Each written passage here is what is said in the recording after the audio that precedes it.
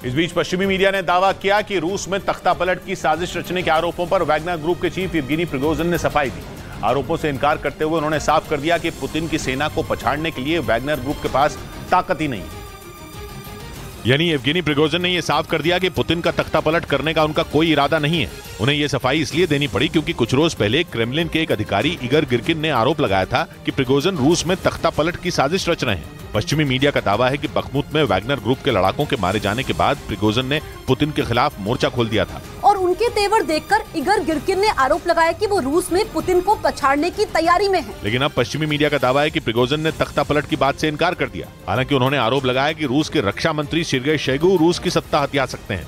वहीं Chechen commander और Putin के वफादार रमजान कादिरोव ने दावा किया कि अब उनके लड़ाके दुगनी ताकत से यूक्रेन की सेना पर हमला बोलेंगे। ये वही कादिरोव हैं जिनके लड़ाकों ने मारियोपोल पर कब्जा करने के लिए वहां तबाही मचा दी थी और करीब 3 महीने चली जंग में उन्होंने यूक्रेन के सैनिकों को घुटनों पर लाकर ही दम लिया था। माना जाता है कि चेचन लड़ाकों की वजह से ही मारियोपोल पर रूस का कब्जा हो पाया था। और अब एक बार फिर कादिरोव ने यह हुंकार भरी है कि उनके लड़ाके दुगनी ताकत से जंग में ज़ेलेंस्की की फौज पर टूटेंगे क्योंकि उन्हें ऐसा करने की पूरी छूट मिल गई। और कादिरोव के मुताबिक उन्हें यूक्रेन पर ताबड़तोड़ हमले करने का आदेश मिला है। मतलब ये कि आने वाले दिनों में यूक्रेन की सेना की मुसीबत बढ़ने वाली है। पश्चिमी मीडिया का दावा है कि रूस की नजर यूक्रेन के डॉनबास पर टिकी है, जिस पर कब्जा करने के लिए पिछले कई महीनों से वहां जंग छिड़ी हुई है।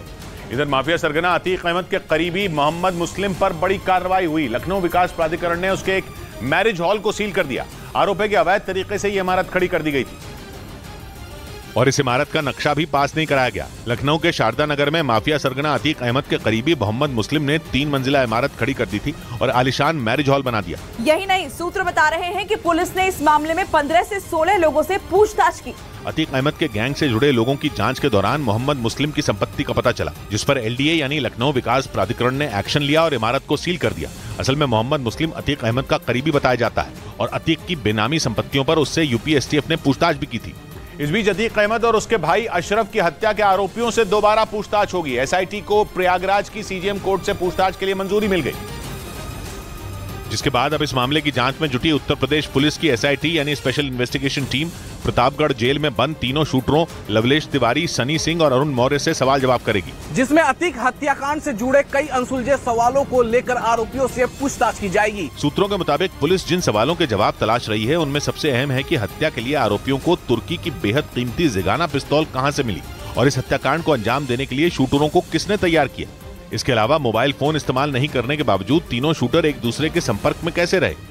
उधर इलॉन मस्क को ट्विटर की डील महंगी पड़ गई क्योंकि उनके खरीदने के बाद मार्केट में ट्विटर की वैल्यू 1/3 रह गई। ये जानकारी अमेरिका की फाइनेंशियल सर्विसेज मुहैया कराने वाली कंपनी और ट्विटर में निवेशक फिडेलिटी की रिपोर्ट में सामने आई, जिसमें दावा किया गया कि मार्केट में ट्विटर की वैल्यू 1/3 रह गई है, जबकि 7 महीने पहले इलॉन मस्क ने ट्विटर के अधिग्रहण के लिए $44 अरब यानी करीब 3,64,000 करोड़ रुपए खर्च किए थे। लेकिन अब जो डेटा निकलकर सामने आया वो चौंकाने वाला है क्योंकि ट्विटर की वैल्यू घट चुकी है, जो इलॉन मस्क के लिए बड़ा झटका है।